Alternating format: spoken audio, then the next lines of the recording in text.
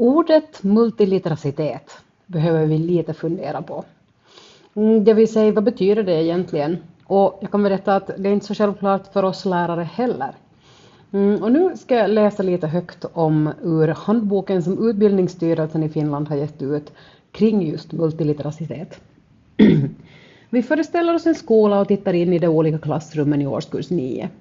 Modersmålsläraren är sysselsatt med att jämföra en novell med en annons tillsammans med eleverna. Matematikläraren försöker få eleverna att rita grafer med hjälp av en ny app. Under kemilektionen bygger eleverna tredimensionella molekylmodeller. Musik, bildkonst och språklärarna samarbetar med eleverna och försöker få musik, dialog och bild att samspela i en kortfilm. Alla elevgrupper är sysselsatta med olika slags uttryckssätt, teckensystem och betydelseladdade representationer och medier. Musik, filmer, skönlitterära texter, annonser, siffror, koordinatsystem och tredimensionella modeller. Eleverna analyserar, tolkar, reflekterar, producerar och skapar. En del använder digitala redskap, andra gör anteckningar och utkast med papper och penna. Eleverna är vana vid att använda ett vardagsspråk, men under lektionerna möter de ett mer abstrakt skolspråk och kommer i kontakt med olika modaliteter i de olika läroämnena. Vilka läs- och skrivsfärdigheter behöver våra barn och unga idag och i framtiden? För att kunna läsa och tolka företeelser i dagens språkligt och kulturellt mångfacetterade värld är det viktigt att kunna ta till sig, förstå och kunna använda en mångfald av språkliga och kulturella uttryck. För att vara aktiv och delaktig i samhället krävs det också att individen själv har kompetens att uttrycka sig mångsidigt, förmedla och ta emot information och även förhålla sig kritisk till den, då den inte är tillförlitlig eller relevant. Multiliteracitet, som lyfts fram som en central kompetens i de finländska nationella läroplansgrunderna, svarar mot behovet att se på texter ur ett bredare perspektiv och på vad det innebär att kunna läsa och skriva i dagens värld. I den här handboken har vi försökt svara på frågor om multiliteracitet och samtidigt ge dig konkreta och inspirerande tips och idéer för hur man kan arbeta med att utveckla multiliteracitet i undervisningen. Vad är det egentligen? Hur har begreppet uppkommit? Varför är det viktigt? Vad är skillnaden mellan multimodalitet och multiliteracitet? Hur ska man ta hänsyn till multiliteracitet i bedömningen? Varför är det viktigt att ta hänsyn till olika modaliteter och skapa en meningsfull undervisningspraktik? Utbildningsstyrelsen, sidan 7.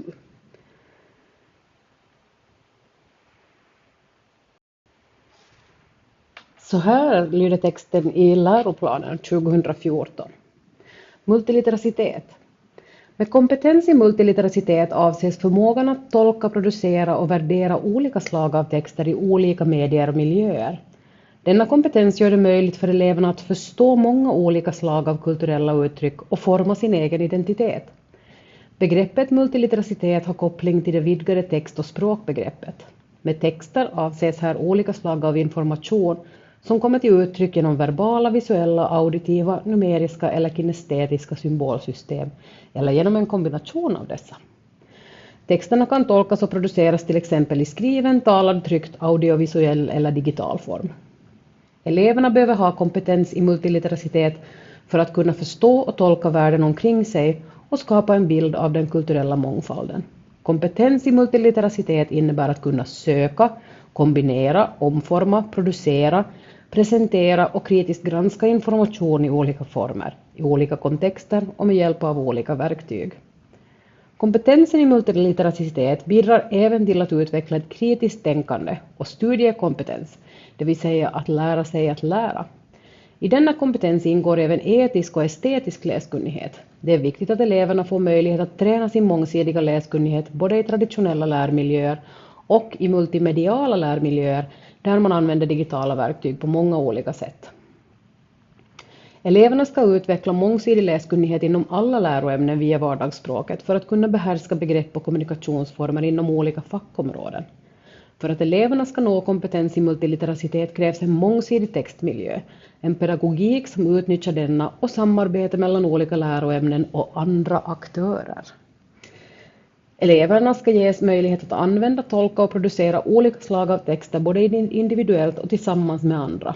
Olika slag av multimodala läromedel ska användas och man ska göra det möjligt för eleverna att förstå de kulturella sambanden mellan dessa texter.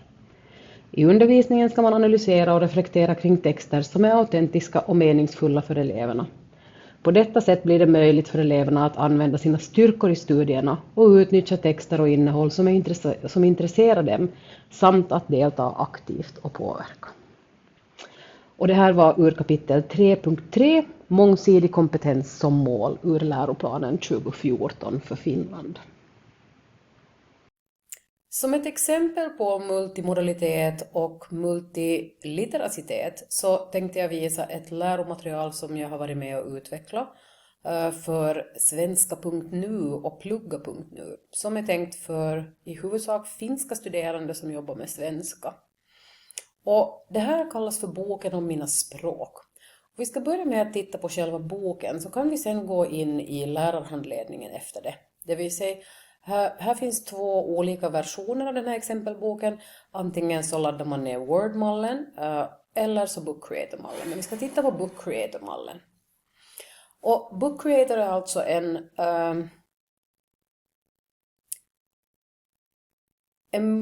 multimediabok.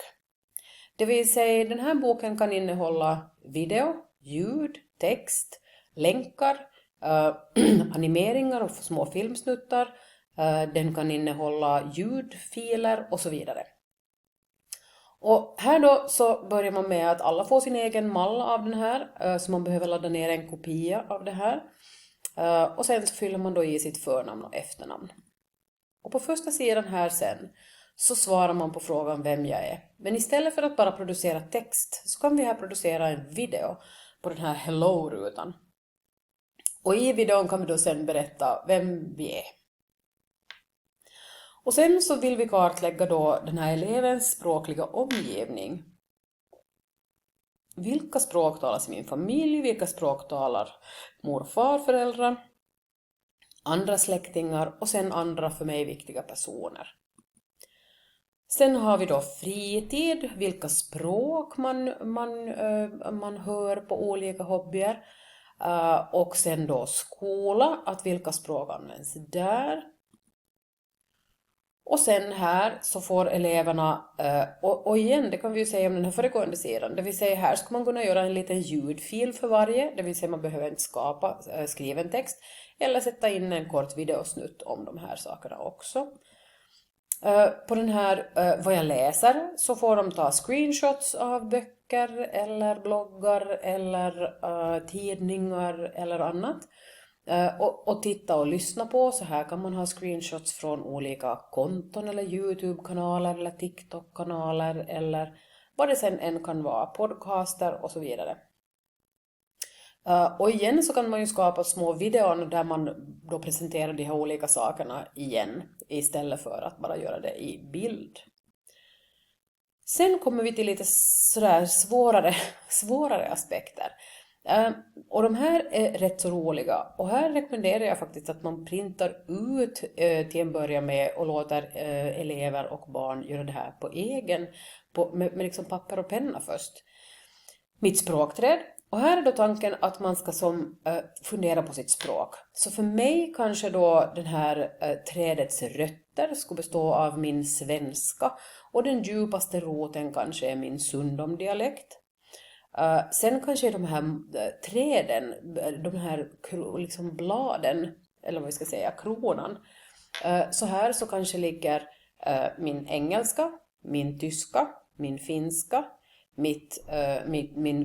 mina grunder i finlandssvenskt teckenspråk och latin. Som är språk som jag alla på något sätt har något samröre med. Här kan man också tänka sig att man behöver kanske öppna upp för eleverna också, så använd dig själv som exempel.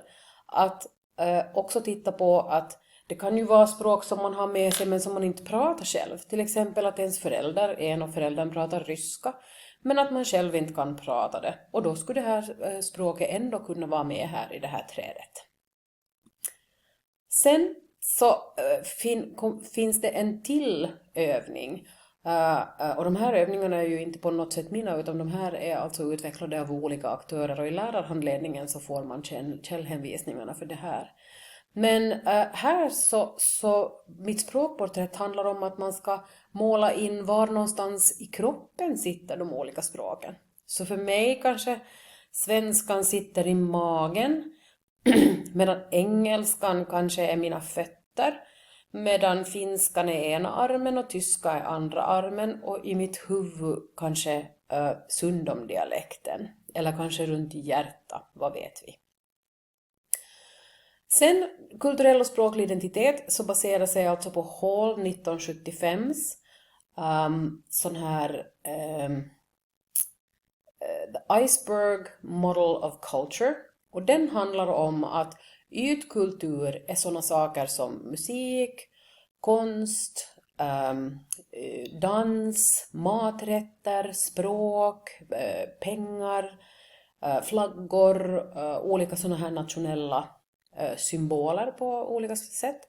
Medan då djupkultur består mer av, och då kan man också ha sån här ytkultur, eller som en sån här ytlig kultur som ligger här högre upp under vattenytan, och sen den riktigt djupa kulturen som består av hur ser jag på familj, vad betyder kommunikation för mig, vad är en vän, hur tänker jag kring relationer, vänskap, svek och så vidare. Det vill säga mycket, mycket djupare saker. Så att enbart fokusera på ytkulturen och det som ses ovanför isberget, så är faktiskt en rätt stereotyp syn. Så här för mig så kanske mina tankar kring arbete och hur man gör rätt för sig till exempel, så ligger liksom under ytan, men kanske utgör en stor del av vem jag är. Så, men det finns vidare anvisningar om hur man fyller i detta sen i lärarhandledningen. Och till sist så kartlägger man på olika sätt de här språkliga färdigheterna, och så fyller man i dem här. Och till sist, vad har jag lärt mig? Och där gör man en liten video kanske igen och berättar, eller en ljudfil om man inte vill synas, och berättar vad man har lärt sig när man har fyllt i det här. Och den här boken är nu multimedial. Och här, och multimodal också för den delen. Och här vill jag liksom peka på att med en sån här multimediabok så kan man alltså göra så mycket mera. Som ett exempel till exempel så skulle jag kanske ha elever i lågstadie att öppna en blank sån här book creator-bok och till exempel då hitta en bild eller rita en bild på en anka. Och så skulle jag ha dem att skriva ett stort A och ett litet A, för man kan skriva med en sån här penna. Och så skulle jag ha dem att spela in ord på A, och så skulle jag ha dem att intervjua och filma någon när de säger en massa ord som de kan på A. Och sen så skulle jag kanske ha dem att fotografera saker i sin omgivning som börjar på A.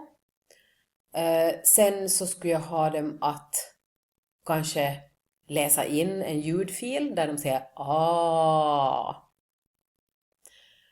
Och så vidare. Vilket betyder att jag kombinerar video, ljud och så vidare. Till exempel i en lågstadieskola så gjorde man ett projekt med Book Creator där man hade så att olika klasser så gjorde olika uppgifter. Så en klass så skrev kärleksdikter. En annan klass intervjuade dem i den klass där de hade skrivit de här kärleksdikterna med en video. Hur de hade tänkt och hur de hade byggt upp den där dikten. Sen hade de en klass som dramatiserade dikten. Så hade de en yngre klass som läste in dikten som en ljudfil. Sen hade de yngre barn ännu som lyssnade på ljudfilen med dikten och fick rita en bild som var inspirerad av den här dikten och så vidare.